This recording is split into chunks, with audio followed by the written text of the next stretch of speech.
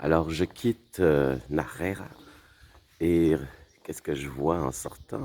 C'est ces habitations troglodytes dans la pierre rouge. C'est très spécial, voyez.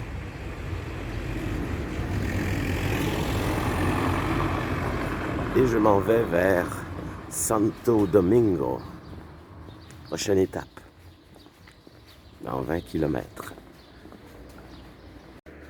Alors, bonjour, définitivement, la vague de chaleur est passée parce que c'est beaucoup moins chaud, même si on est le matin.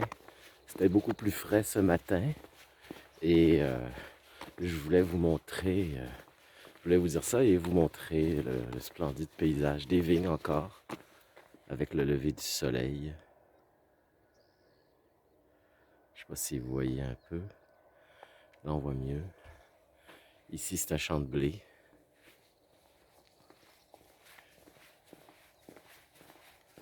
Et c'est vraiment la belle campagne avec le lever du soleil, c'est très beau. Alors, je peux vous dire que maintenant que la vague de chaleur est disparue, c'est beaucoup plus facile. C'est comme si, quand tu as marché une semaine, peut-être pas une semaine, mais presque, sous le soleil de plomb par une vague de chaleur énorme de 40 degrés. Maintenant, c'est comme si c'était 2 fois plus facile de marcher. Alors, c'est la satisfaction d'avoir surmonté l'épreuve, même si ce n'était pas une épreuve si difficile, parce que tu viens en Espagne, tu t'attends à avoir chaud. Et comme je te dis, le pire, c'est la meseta, et on n'est pas encore rendu dans la meseta. Alors, ça m'attend à encore pire, mais c'est un bon entraînement pour la meseta. La meseta, c'est dans une semaine à peu près que je vais commencer. Un peu moins d'une semaine. Je vais vous montrer quand même mon paysage ici. Alors on a terminé les vignes. On commence les champs de blé. Là, on avait eu les champs de blé déjà, mais on était rendu aux vignes. Maintenant on revient aux champs de blé. Comme vous pouvez le voir. Alors, comme je vous disais, la journée est beaucoup plus facile, beaucoup moins chaude que par les jours passés. Je ne me plains pas. En plus, le chemin est assez plat, fait que c'est beaucoup moins forçant parce que c'est les côtes en fait qui fatiguent. Mais évidemment, on n'en sort pas. Il y a quelques fois des côtes. Alors comme ça, une petite montée, comme vous pouvez voir. Mais c'est très rare. Fait qu'on se plaindra pas de ça. Ça prend des petites épreuves pour apprécier quand c'est plat. Alors, petite montée. Et ce qui est rassurant, c'est que quand il y a une montée, on va avoir une descente après. Alors, c'est ça qui n'est pas désagréable non plus. Alors, une fois que la côte a été montée, qu'est-ce qu'on trouve? Ben, un donativo. Alors, je vous ai déjà montré c'est quoi. C'est tout ce qu'il faut, des fruits, de quoi boire, et on donne ce qu'on veut. C'est vraiment extraordinaire. Il y a même des petits bijoux, des petits cadeaux qu'on peut acheter. Alors, je trouve ça extraordinaire. Je vois pas ça ailleurs, ce genre de choses où les gens s'installent et tu donnes ce que tu veux. Et tout de suite à côté, on a quoi? On a une petite aire de repos qui est tout ce qu'il faut pour rendre avec de l'eau. Avec de l'eau. Parce qu'il y a des aires de repos, il n'y a pas d'eau, mais là, ici, comme vous pouvez le voir, il y a de l'eau. On peut s'humecter les cheveux. Moi, je mouille mon chapeau comme ceci.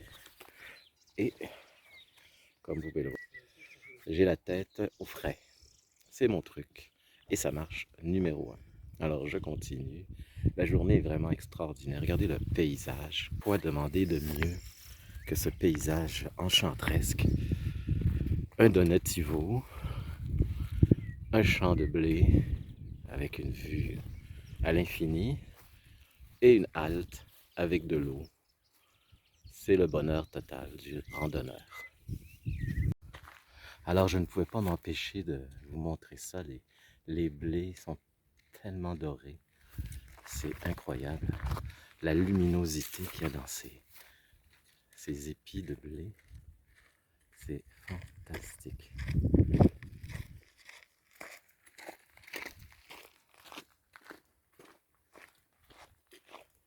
J'ai jamais vu ça. Avec la lumière.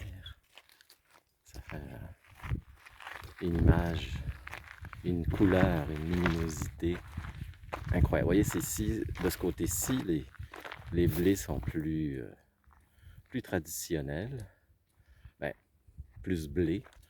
Puis là, ici, est-ce que c'est du blé? Voilà la question. En tout cas, c'est très différent. Je ne pourrais pas dire c'est quoi. Est-ce que c'est du... Moi, je dirais que c'est du blé, mais un autre type. Un autre type de blé. Alors, il y a un terrain de golf. C'est le seul que je sache sur le chemin de Compostelle. Alors, ceux qui aiment le golf et qui veulent entreprendre le chemin, ben, pourront s'entraîner au bâton de golf, peut-être en louer, je sais pas, pour venir en jouer une partie, un 18 trous. Alors, encore là, une curiosité, parce que des terrains de golf, j'en ai pas vu beaucoup au Mexique, mais en Espagne, je sais pas pourquoi je dis le Mexique, parce qu'il fait chaud comme au Mexique. Et vous avez ici des petites maisons, genre tout identiques, pour ceux qui veulent jouer au golf. Alors ils s'installent, puis ils se font une fin de semaine de golf. Alors je suis à Siruena, et je suis donc à une ville, plutôt un village, on parle plus de village, avant Santo Domingo, qui est mon arrêt final de la journée. Probablement que la prochaine étape, je crois, je suis pas sûr, ce sera Granion, mais je vous reviendrai pour certifier si c'est bien ça. Parce que à chaque jour, je fais ma planification de voyage, de marche, de journée. Ça demande un peu de planification. Alors, là, je traverse un village totalement, c'est celui du golf, justement. S'il y a bien un endroit plus ou moins, je dirais même moins intéressant, vous allez voir pourquoi. C'est bien ici. Regardez, les maisons sont d'une horreur. En fait, c'est des maisons identiques, des cabanes, toutes pareilles. On dirait un village fantôme, tellement c'est sans personnalité. Contrairement aux villages qu'on croise, qui ont une histoire, ici c'est vraiment pas du tout intéressant. Mais ça nous permet d'apprécier ce village-là qui est beaucoup moins intéressant. Ça nous permet d'apprécier les autres.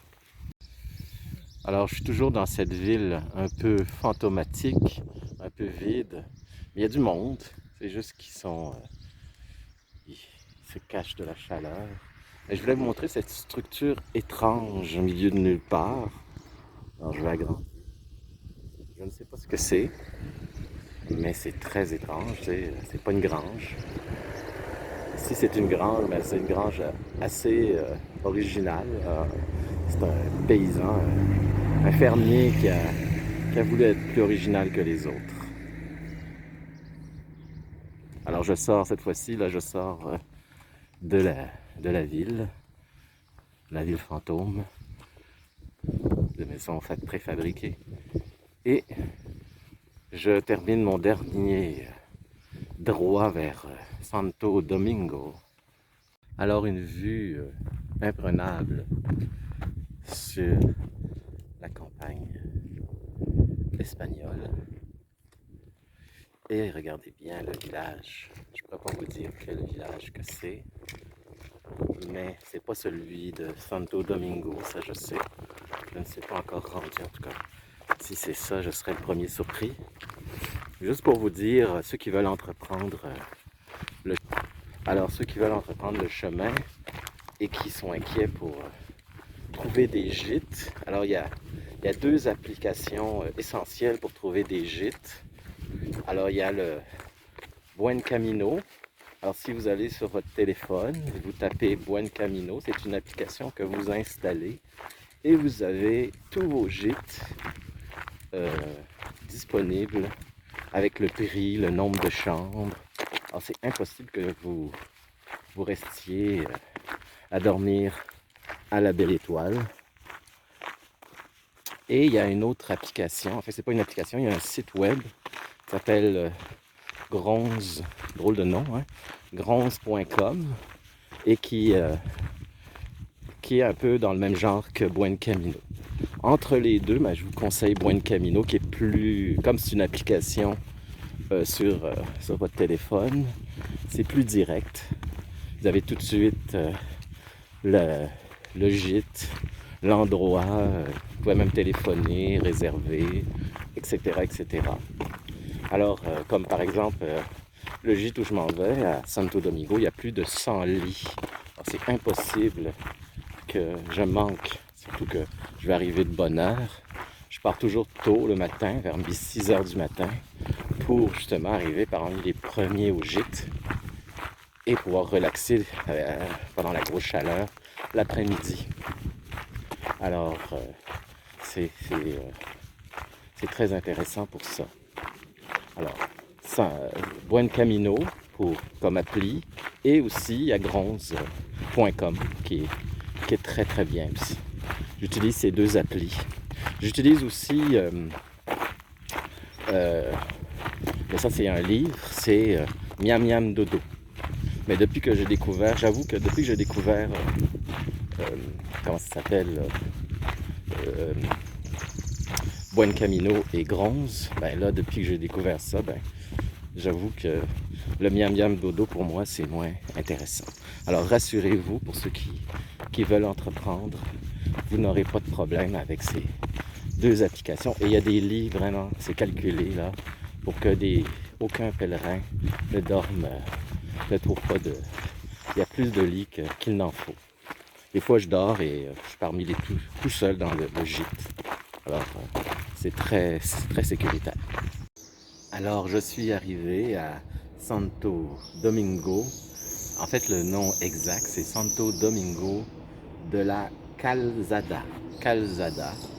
Et tout à l'heure je vous disais, je pense pas que ce soit mon village. Je pensais pas que c'était Santo Domingo parce que je me sentais en pleine forme. Mais mes pieds me trahissaient un peu. Je me dis, c'est curieux, je sens mes pieds qui font un peu mal. C'est normal parce que j'avais fait 20 km puis les pieds commençaient à crier disant stop, stop, comme on dit quand on marche là. Le corps ne trahit pas. Alors ici, je vais vous montrer tout de suite.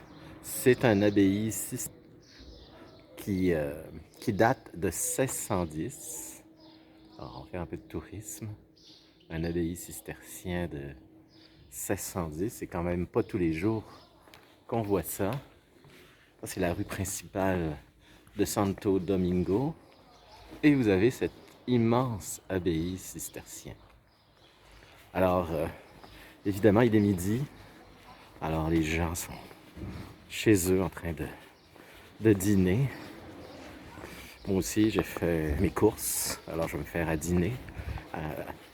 Peut-être pas à l'albergue, parce que l'albergue va peut-être ouvrir, je ne suis pas sûr, à 13h. Et on continuera après pour la visite de ce lieu, parce que ce lieu fait partie du patrimoine national de l'UNESCO. Donc, on n'est pas n'importe où.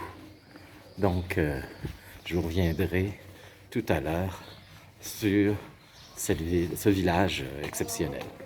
Voici mon albergue à Santo Domingo. Alors, pour ceux qui feront le chemin et qui devront passer par Santo Domingo, arrêtez absolument à l'auberge de jeunesse, l'albergue de Santo Domingo, l'albergue des pèlerins. Elle a un nom particulier, mais c'est la principale albergue où il y a plus de 100 lits. Et vous allez voir que c'est vraiment propre. Ça, c'est la place centrale quand quand je sors de ma chambre, de mon dortoir. Vous voyez, il y a un endroit pour manger ici. Et je vais vous montrer mon dortoir.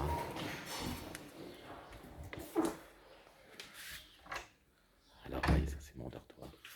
Et la vue de mon dortoir est imprenable. Vous allez voir. C'est l'arrière-cour de l'albergue. Vous voyez, il y a des tables pour relaxer. Puis le lavage ici.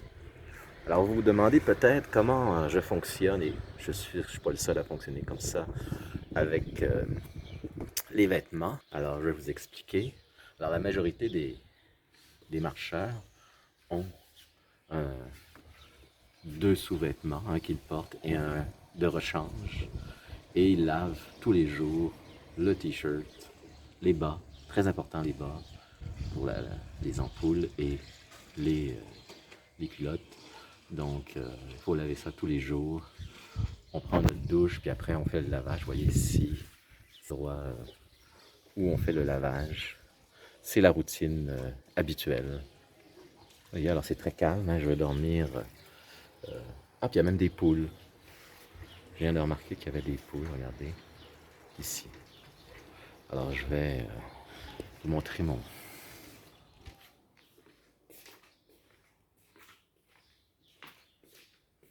lit qui est ici. Alors, juste vous expliquer que quand vous arrivez dans une albergue, ils vous donnent des draps. C'est des draps spéciaux anti-puces de lit. Autrement dit, le problème, avant que ça existe, on n'avait pas ces... Et on avait des puces de lit. Je peux vous dire, je me suis déjà fait piquer par des puces de lit. Ça fait très mal. Donc, avec ça, ça fait partie de... Et au niveau des puces de lit, c'est impossible. Parce que ça protège. C'est des draps vraiment sécuritaires. Et c'est hygiénique aussi, très tout ce qui est plus hygiénique. Je vais sortir pour vous montrer un peu l'apparence de l'albergue.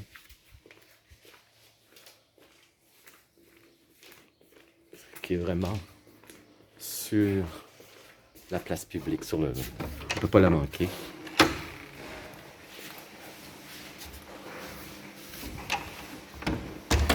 Elle est tellement visible qu'on peut passer devant sans la remarquer. Vous voyez la cuisine qui est très grande.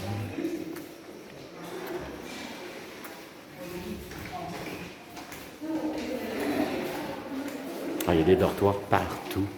C'est normal, hein? Plus de 100 lits sur plusieurs étages.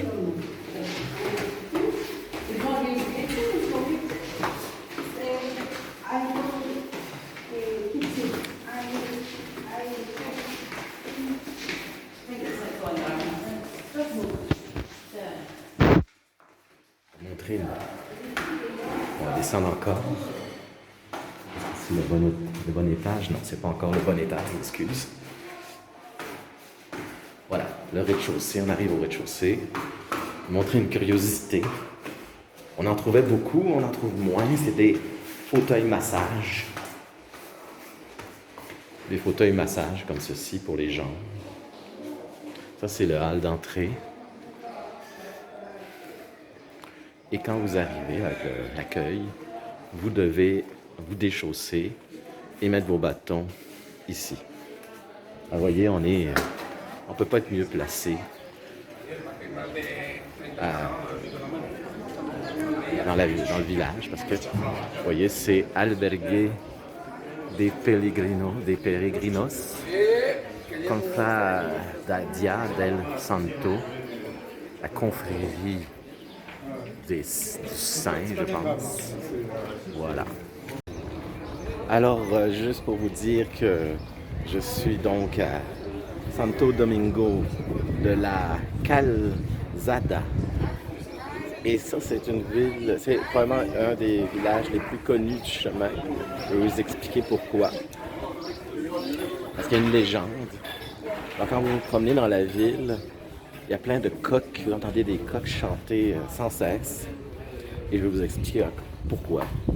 Mais avant, je vais vous dire que ça a été une ville qui a été fondée par un ermite, Santo Domingo de Calzada, de la Calzada. Et c'est Don Camino. C'est aussi en Espagne le patron des ingénieurs. Parce que Calzada, ça veut dire des sentiers, de la route. En tout cas, quelque chose du genre. Et la légende qui fait que le village est très connu, c'est que il y avait des parents qui allaient à Compostelle avec leur fils. Et il y a une fille qui voulait le conquérir et lui refusait. Et pour se venger, elle a caché une coupe dans son sac, faisant croire qu'il avait volé. Et évidemment, il s'en va, il continue le chemin avec ses parents et il se fait arrêter par la police parce que, évidemment, on pensait qu'il avait volé. Et là, on le condamne à la pendaison.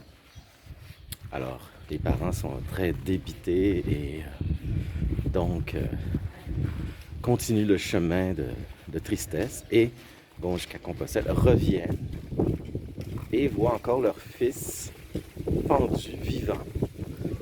Et ce serait San Domingo qui tenait les pieds de leur fils pour le laisser en vie. Alors ils vont voir les parents, le maire de la ville, en disant notre fils est vivant, libérez-le, libérez-le.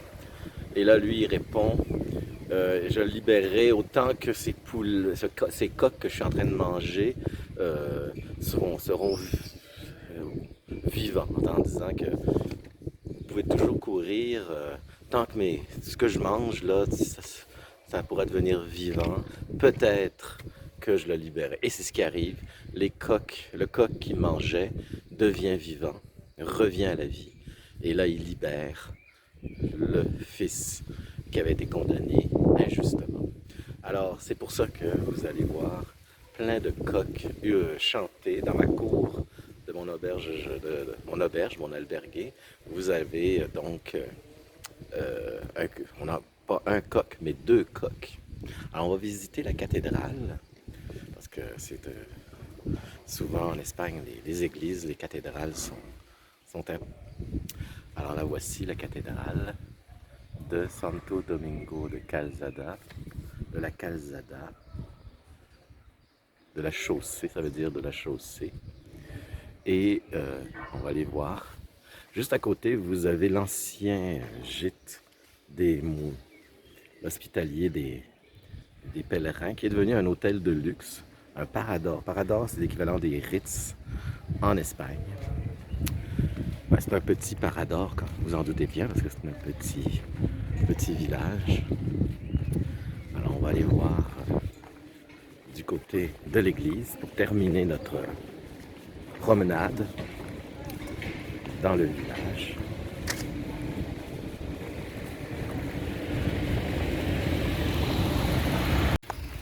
Alors on continue. On va trouver l'entrée. La voici. Ouh, ça a l'air fermé.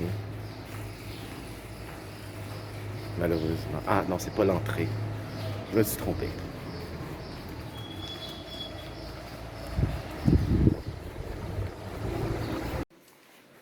Alors, les églises sont très décorées. Alors, vous voyez, c'est à la fois un musée et une église. Bon, là, on est dans l'église.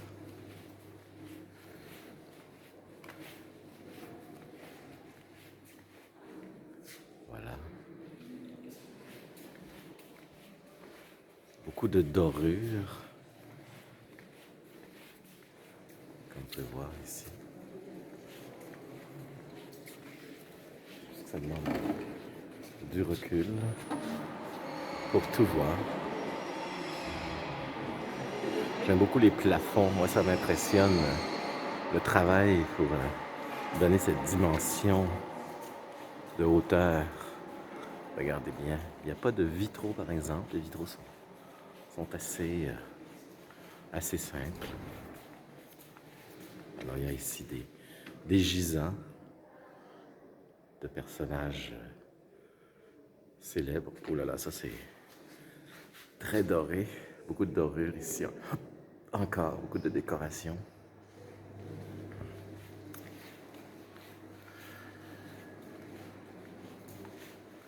Ah, il y a un vitrail ici. Assez moderne. Peut-être que c'est un vitrail qui a été ajouté par la suite. Parce qu'il est plutôt moderne.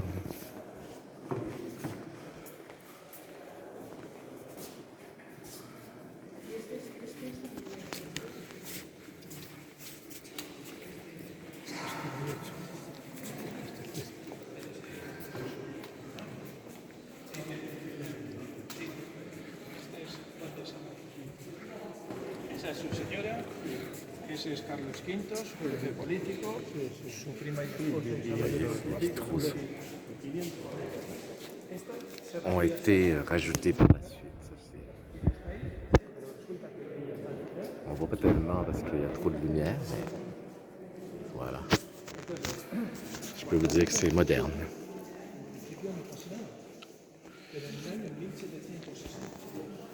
Alors, c'était donc l'église. On peut voir le plafond que j'aime toujours autant, aussi bien travaillé. J'ai toujours un peu de difficulté avec la dorure. Regardez, c'est pour moi un peu excessif, tout ce doré. Mais c'est pour montrer évidemment la richesse de l'église. Vous pouvez voir ici l'incroyable richesse de l'église quand les gens étaient si pauvres. Donc, c'est ici qu'on va se laisser à Santo Domingo. Demain, je ne sais pas encore où je m'en vais. Je vous dirai ça aux prochaines vidéos. Et je vous souhaite une très belle, mais vraiment très belle journée.